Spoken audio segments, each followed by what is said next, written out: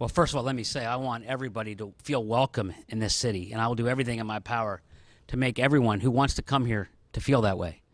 I'm also proud to say that at my first major press conference this summer, I announced my inclusion plan, which is to take the abysmal record of my opponent on minority hiring and inclusion by the city to increase African-American hiring from 2.5% in a population that's 47% to at least 15% at the end of my second year, which is far too low, but 6 times greater than it currently is.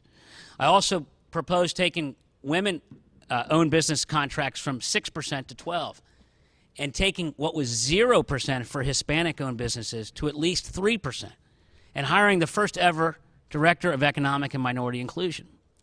And I'm proud to say that I have a diversity of supporters who have applauded my plan. Former Mayor Tillery, temporary president of the NAACP, Christopher Smitherman, Alicia Reese, president of the Ohio Legislative Black Caucus, Minette Cooper, Lakita Cole. All of these folks have chosen to endorse my campaign because they believe that I'm serious about doing what Atlanta did 30 years ago, which says we're a city too busy to hate, and build a more inclusive economy for everyone. And I intend to extend those principles to immigrants, whether they be from Latin America, South America, Europe, or Asia, or wherever, and to make sure that as it relates to sexual orientation and any other area, and also disability, that Cincinnati become a more livable and visitable place to be.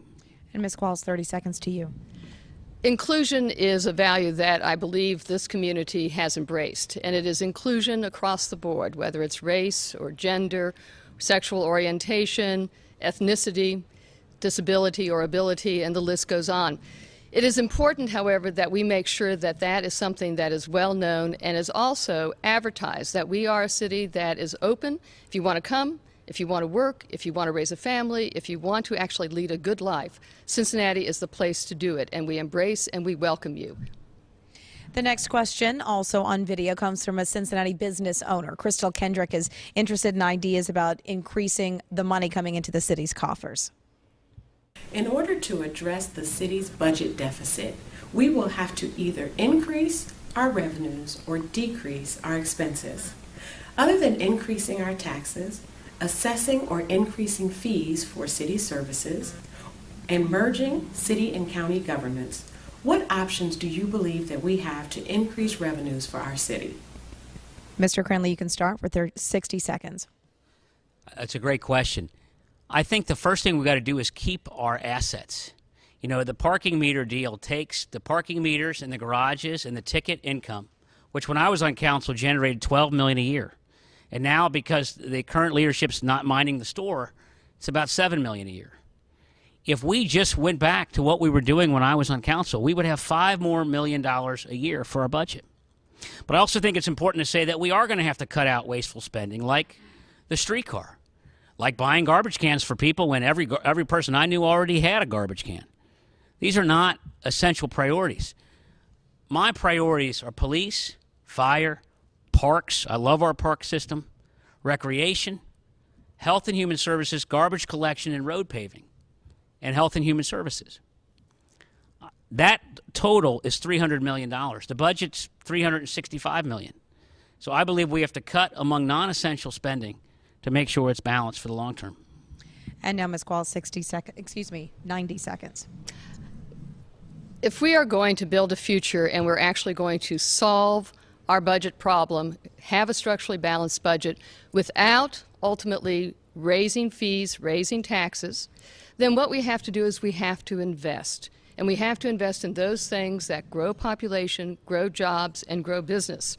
One of the reasons why I do support the parking modernization plan is because it raises money that allows us to invest, it modernizes the system, and it also enhances the value of that system. We are doing it in partnership with the Port Authority, an organization that we helped create. That's with whom we have the lease, and it will actually end up generating income over the long haul that could grow to $20 million in the out years of the arrangement. That's also why, if we're looking at growing population, jobs, and business, I do support the streetcar. We know from all the studies by Brookings and by others that the streetcar investment will result in a 14-to-1 return on our investment to, in some instances, a 32-to-1 return. That's based upon what we've seen in other cities. It'll cause people to move to the city, to actually invest in property, to increase property values. So we have to be aggressive. We are seeing the results of aggressively pursuing that strategy already as we see the city's revenues actually increase over this year and last year. Mr. Cranley, you have 30 seconds. The $20 million that my opponent refers to in the parking deal is the return of our capital, the city's taxpayers' capital investment.